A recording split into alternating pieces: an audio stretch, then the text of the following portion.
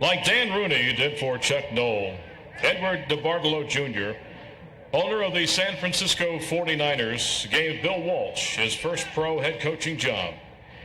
And like Noll, Walsh responded by leading the 49ers from the doldrums to 3 Super Bowl championships in the 1980s.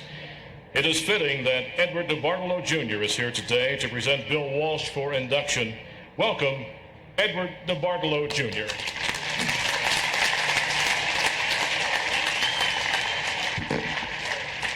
Our deepest congratulations to today's inductees and the inductees from the past. Bill Walsh became head coach of the San Francisco 49ers 14 and a half years ago.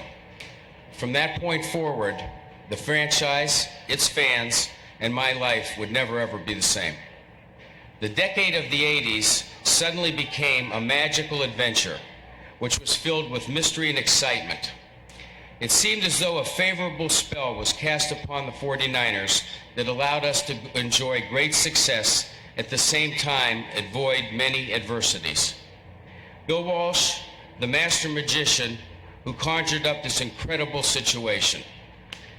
What Bill achieved is not only well known, but it has become the standard by which coaching careers are now judged. His style of leadership included the amazing ability to introduce innovative techniques without destroying traditional concepts. His role as a visionary never caused him to ignore the present. Bigger was not necessarily better to Bill, nor were the strongest always the best. He emphasized the fact that personal motivation was as important as physical gifts, and that the mind and soul deserved as much attention as the body. Much has been made of various labels that sports experts attach to our new Hall of Famer. We've heard him referred as the intellectual, scholarly, and of course the genius. Notwithstanding the many efforts to categorize Bill's technique, the bottom line is very simple. He always was able to see the big picture while handling the daily details. Bill and I have a relationship that has been spiced over the years with plenty of laughter and certainly our share of tears. A special moment in time was created that would be referred to as a modern-day Camelot. Fortunately, I can now refer to that white-haired crusader who made it all possible as my deep and dear friend. Ladies and gentlemen, it is with great honor and pleasure that I present to you the 49er for all seasons, my good friend, Bill Walsh.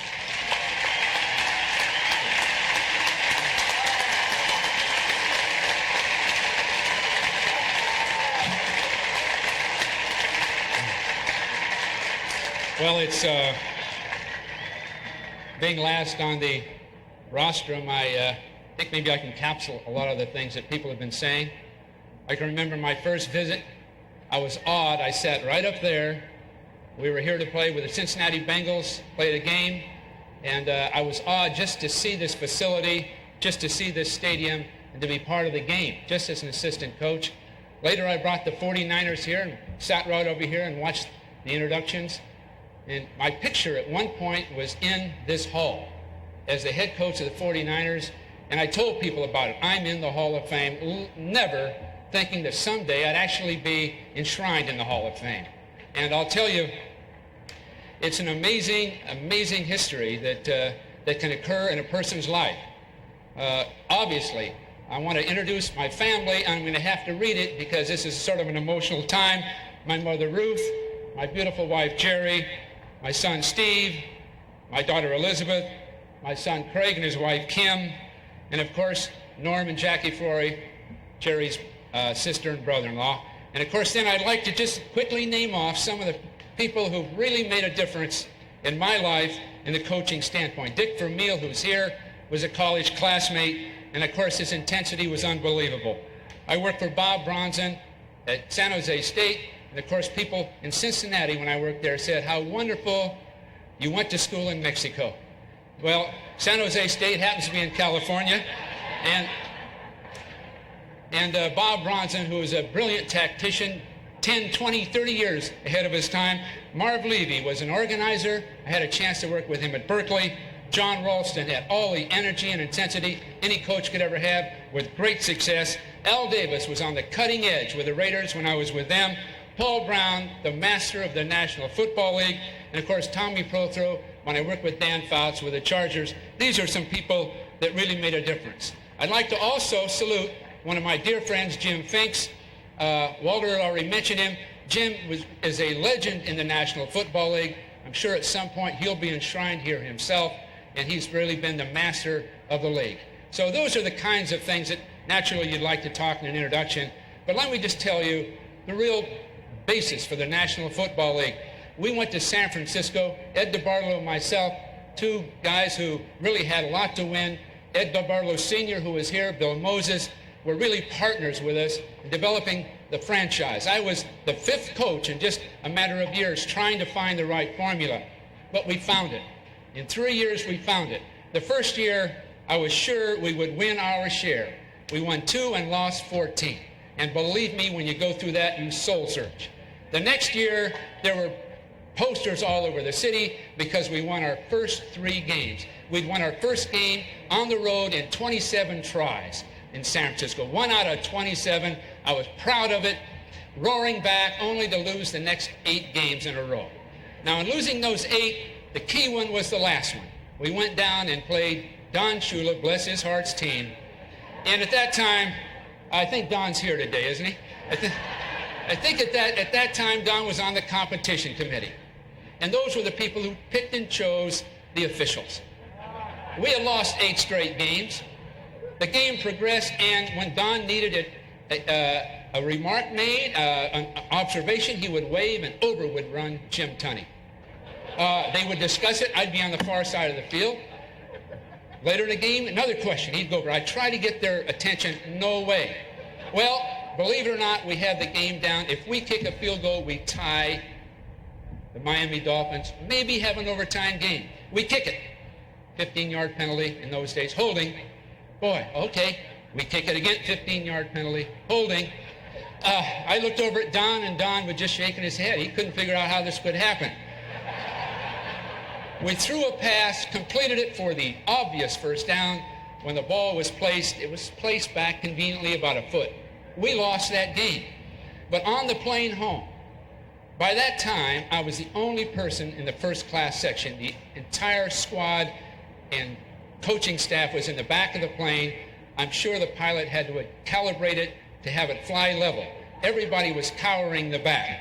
I looked out the window for 5 hours in the middle of the night because I broke down emotionally. I had conceded that I couldn't get the job done. 14 losses the first year, 8 straight the next year. When you lose 8 straight, you don't think you'll ever win again. 8 straight losses, I had conceded it. When I got off the plane, I was thinking, I'll finish the year out, I'll go to Ed Jr., and I'll talk to him about maybe being some form of management for him, because I brought it this far, I can't get it all the way.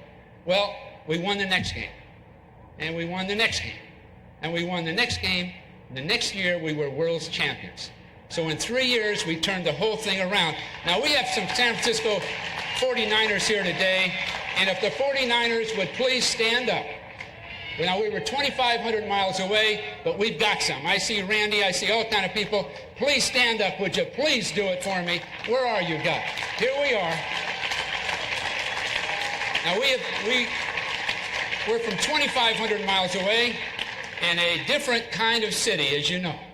And at one point, San Francisco was in the absolute doldrums, morale-wise, all kinds of things. There had been an assassination of the mayor, and the city was in the doldrums. The city was ridiculed by many people. Well, after 3 years, we had a victory parade through Market Street. We turned the corner, and there were 300,000 people. And my point is, there were older people and younger people.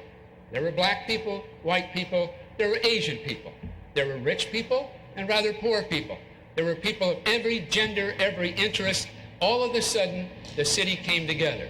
The city became San Francisco again. The city became a world's champion for the first time, and all of those kinds of things were forgotten and minimized because we had, with the San Francisco 49ers, turned an entire state around and a huge and great city around because of professional football. We have more impact than you'd ever think on our young, on our old, and on the way people feel about themselves, each other, and their city. And so in our partnership with Ed DeBartolo and myself, a great group of people, some fine coaches, we became world's champions, and we continued to be world's champions for 4 Super Bowls in the 80s. Now, I've heard about great teams today, but we'll play anybody, I'll guarantee you. Now, people have talked about how did you become a successful coach? People talk about scripting the first 25 plays. They talk about our innovations on offense. They talk about individual players. But maybe I can relate this on behalf of our whole group today, all 5 of us, and all of the enshrinees of the past. The game is for the players. The leaders are the players. The participants are the players. The coaches are just there to help facilitate it. Now, what is leadership? Well, leadership is what we developed with the San Francisco 49ers, that each man was an extension of the other. When Joe Montana threw the ball, Randy Cross was an extension of him. When Freddie Solomon caught it, he was an extension of Randy Cross. And when Randy Cross blocked, he was an extension of Fred Dean, was an extension of Ronnie Lott, was an extension of Milt McCall. So it was a chain link that was linked together by a group of men who learned to demand a lot of each other, to love each other, to care for each other, to make any sacrifice for each other. I know there are going to be fans in the stadium today, obviously, and 2 teams playing. Well, with the 49ers, I'm sure with the Steelers, I'm sure with the Dolphins and all the other ball clubs, the players play for a group of people about 15 yards away. That's the rest of their team. They're just a few yards away, and they look over at each other. One group is sacrificing at that moment. The next group will go out there the next moment. So you find the players will play for their families, their loved ones, but they're playing for each other. They'll sacrifice, they'll do anything for each other. And I take great pride in that part of it, because I think the 49ers here today demonstrated, all of the championship teams represented here to develop it. Now, we represented each other, we played for each other, we cared for each other, and that's championship football. It's a pleasure to be here. Thank you very much.